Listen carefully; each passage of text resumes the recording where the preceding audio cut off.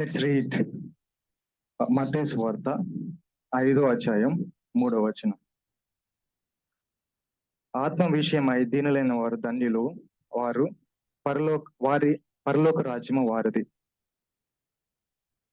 I'll read it from English Bible.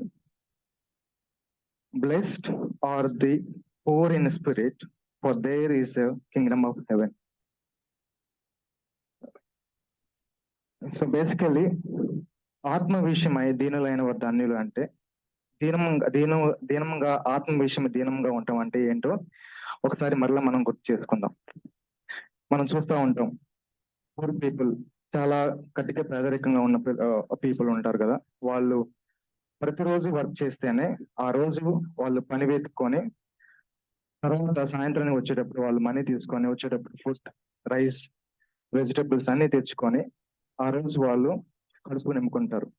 మనం beggars కూడా చూస్తూ ఉంటాం. వాళ్ళ పని ఒకటే, వాళ్ళు కడుపు నింపుకోవాలి. మార్నింగ్ లేస్ట్ కాంచి ఈవినింగ్ వరకు వాళ్ళ మనీ కోసం రిసర్చ్ చేస్తూనే ఉంటారు, బెగ్ చేస్తూనే ఉంటారు.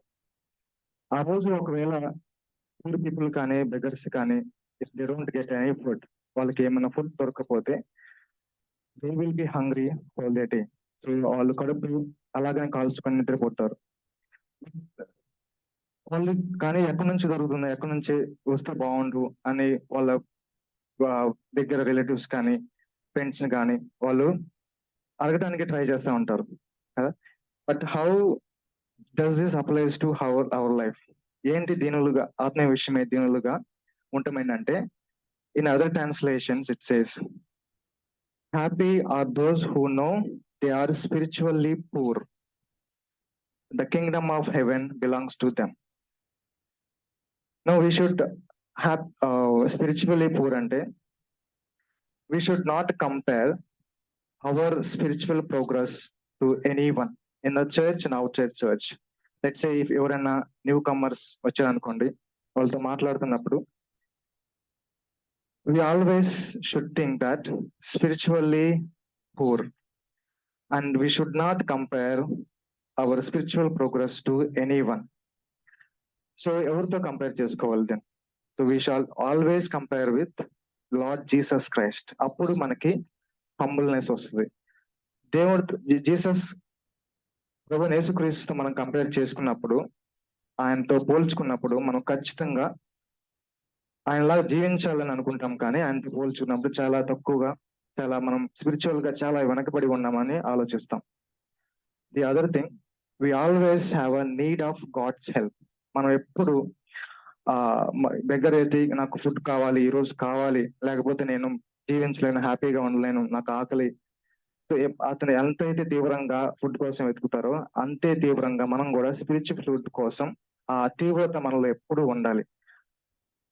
ఒకవేళ ఆ తీవ్రత లేకపోతే, లెట్స్ సే ఈ రోజు నేను స్పిరిచువల్ గా బాగున్నాను, ఈ రోజు నాకు మంచి ఫుడ్ దొరికింది, రేపటికి నేను అవసరం లేదు, రేపు కోసం నేను ఫుడ్ కావాల్సిన అవసరం లేదు అనుకున్నప్పుడు మనం ఇండైరెక్ట్ గా మనం గాడ్ కి ఏం చెబుతున్నాం అంటే, lord I don't need you, I'm tomorrow I'm okay. So నేను నా లైఫ్ తో నాకున్న శక్తితో, నాకున్న తెలివితేటలతో నేను రేపు జీవించగలనని చెబుతాం.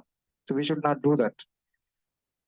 We should always SIT at Jesus feet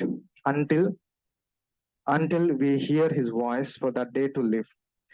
అప్పుడే మనం ఎప్పుడు జీసస్ దగ్గర కూర్చొని ఆ స్పిరిచువల్ ఫుడ్ కోసం, జీసస్ వాయిస్ మనకి వినటానికి కోసం ఎప్పుడైతే తీవ్రత కలిగి ఆయన దగ్గర కూర్చుంటామో అప్పుడు మాత్రమే మన విక్టోరియస్ లైఫ్ ఆ రోజు వరకు మనకు ఉపయోగపడుతుంది.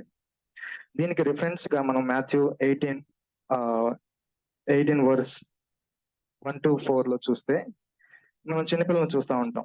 చిన్నపిల్లలకి ఏదైనా కావాలి అంటే చాలా మారం చేస్తారు, చాలా క్రై చేసి అది వాళ్ళకి దొరికేదాకా ఏడుస్తూనే ఉంటారు. So this applies to even our life. వాళ్ళు మనకి ఈ రోజును ఖచ్చితంగా నేను దేవుడితో ఉండాలి, లేకపోతే నా లైఫ్ నేను ఈ రోజు హ్యాపీగా ఉండలేను, పీస్ఫుల్ గా ఉండలేను అని మన ఆ తృష్ణత, ఆ డిజైర్ మనకు ఉంటేనే దేవుడి దగ్గర కూర్చోవాలని మనకు ఆలోచన వస్తుంది. సో మాథ్యూ 18:1-4 లో జీసస్ హంబుల్ హిమ్సెల్ఫ్. ఆయన పరలోకం నుంచి భూలోకం మన కొరకు నాలాంటి వారి కొరకు, నీలాంటి వారి కొరకు పాపం నుంచి విడుదల చేయడానికి, అంతేకాకుండా పాపం నుంచి ఎలాగా విక్టోరియస్ లైఫ్, ఎలాగా జయ జీవితం జీవించాలో కూడా ఆయన మనకి ఎగ్జాంపుల్ గా ఉంచారు. సో అలాగా మనం హంబుల్ గా జీవించడానికి మన ఈ వాక్యం సహాయపడుతుంది. నేను ప్రతిరోజు ఆఫీస్కి వెళ్ళేటప్పుడు ఒకటే ప్రేయర్ చేసుకుంటాను. నాకు తెలుసు నాకున్న శక్తి కానీ, నాకున్న నాలెడ్జ్ కానీ అది ఇంతవరకు నేను ఆఫీస్ లో వర్క్ చేయడానికి ఏమాత్రం పనికిరాదని. బట్ ఐ ఆస్క్ గాడ్, ఈ రోజు నాకు నువ్వు నాలెడ్జ్ ఇవ్వకపోతే, ఈ రోజు నాకు నువ్వు విజ్డమ్ ఇవ్వకపోతే, నేను చేసే పని నా ఆఫీస్ లో ఎవరికి బ్లెస్సింగ్ గా ఉండదు.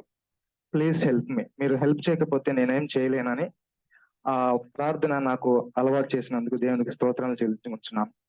సో ఇలాంటి లైఫ్ మనం ఆత్మ విషయమై ఇంతగా స్పిరిచువల్ పూర్ గా ఉన్నామని ఎప్పుడు మనం we should identify ourselves as a spiritually poor.